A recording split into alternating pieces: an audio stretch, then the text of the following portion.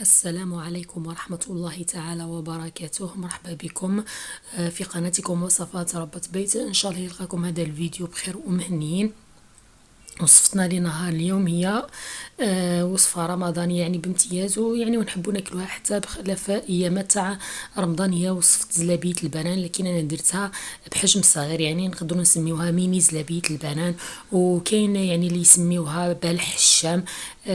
كاين يعني عندها عدة اسماء، لكن حنا هنا في الجزائر نسميوها زلابية البنان. راح نديرها لكم بدون بيض بمقادير بسيطه وسريعه التحضير. هنا في كاسرونه ولا في مقله، من الافضل ديروا نتوما في كاسرونه.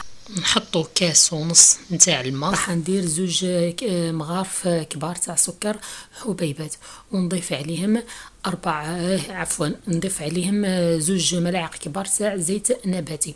نحطهم هكذا فوق النار ونخلط بالملعقه باش يذوب لنا السكر، ونستنى الخليط تاعي هنايا حتى يغلي. لازمنا هنايا ما نبعدوش عليه، نقعدوا نستناو حتى يغلي باش هكذا نشوفوه كي يغلي الماء هذا ما يزيدش ينقص لنا.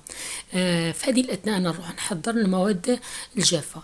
هنا راح نضيف كاس وربع تاع الفارينه. طبعا لازمنا نغربلوها باش نضمنوا انه هناك ما تكونش عندنا تكتلات. نضيف عليها ربع كاس تاع النشا، نغربلوه هو تاني. الكاس انا هنايا اللي كيلت به السعه تاعو 220 من 200 ل 220 حتى ل 240 مليلتر، يعني الكاس اللي تبدا به تكمل به. نضيف هنايا ربع ملعقه صغيره تاع الملح، ونزيد نضيف ملعقه صغيره مملوءه جيدا تاع فانيلا. انا هنايا تاني الفانيلا نغربلها، لانه يعني كي طول عندك حتى هي دير التكتلات هذيك باش يعني ما تبقاش متكتله مع المواد الجافه الاخرى. من الافضل اننا نغربلوها. بعد ما غربلنا المواد الجافه كامل نخلطوها فيها مع بعضها البعض، يعني باش نضمنوا انها تجانست مع بعضها البعض. وفي هذه الاثناء كما قلنا الماء تاعنا راهو يغلي، ما نبعدوش عليه باش كي نشوفوه يغلي نضيفوا عليه. هنايا راهو غلا، نضيفوا عليه مباشره هذيك المواد الجافه، ونبدا مباشره نخلط في بلا سباتول.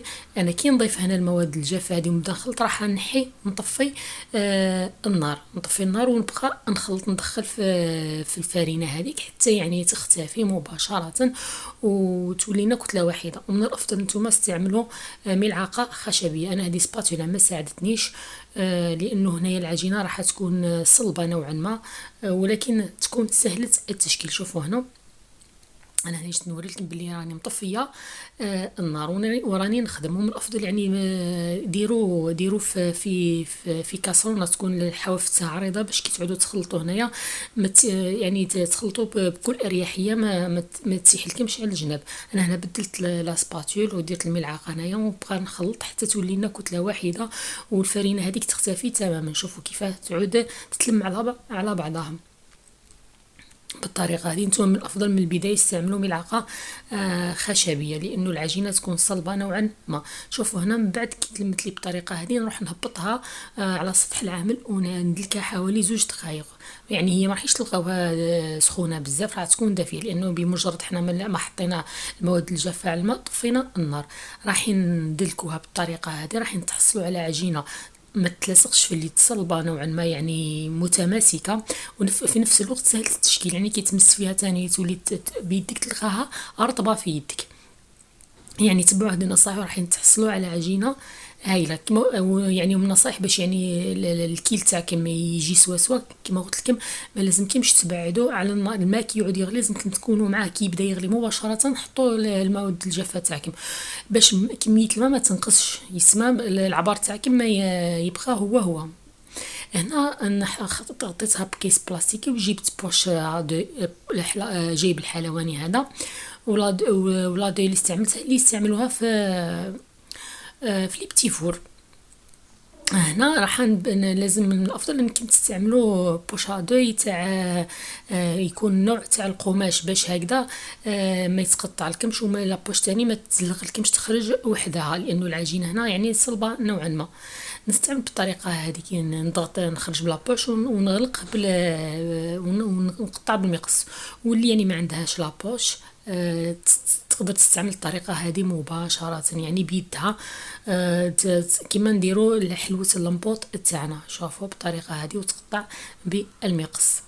وانا هذه الصينيه دهنتها بشويه تاع الزيت باش يعني نتفادى انه العجينه تلاصق لنا في الصينيه. شوفوا نستمر بنفس الطريقه حتى نكمل الكميه هذه كامل. شوفوا هنايا انا نقص بالمقص، وتقدروا حتى المقص يعني وما تستعملوهاش، دروك تشوفوا الطريقه. شوفوا كي تخدموا الكميه هذيك اللي تكون حاصله تعاودوا خرجوها وديروها مع عجينه جديده باش هكذا الحبه تجي كما مليحه. شوفوا هنايا ونخرج بالطريقه هذه. يعني راح تحصلوا على زلابية بنان مقرمشه لاطول فتره ممكنه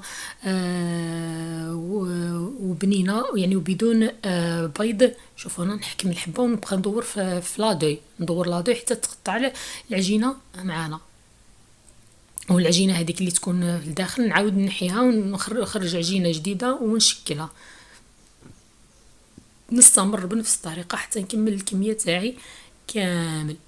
كي نكمل الكميه تاعي كامل نروح نوجد الزيت، نوجد الزيت تاعي، نوجد العسل. انا هنايا راح نديرها في العسل، نتوما تقدروا ديروها في الشاربات، مي بصح من الافضل انه الشاربات تاعكم تكون ثقيله ما ديروهاش خفيفه باش هكذا ما ترطبش معاكم. هذه زلابيه البنان او بلح الشام.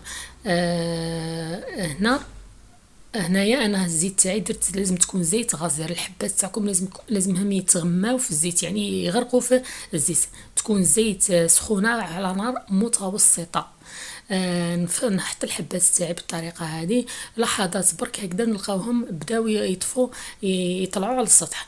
ومن ولاستيوس اللي تعرفوا بها الزيت بلي راهي سخنت ترميو كميه تاع العجين كي تلقاوها طفات على السطح معناتها الزيت راهو سخن. شوفوا هنا كي تلاحظوا انهم كي يطلعوا للسطح تلاحظوا انهم زادوا في الحجم بالرغم انه ما فيهمش خميره ما فيهمش بيض، لكن تلاحظوا بلي راهم زادوا في الحجم.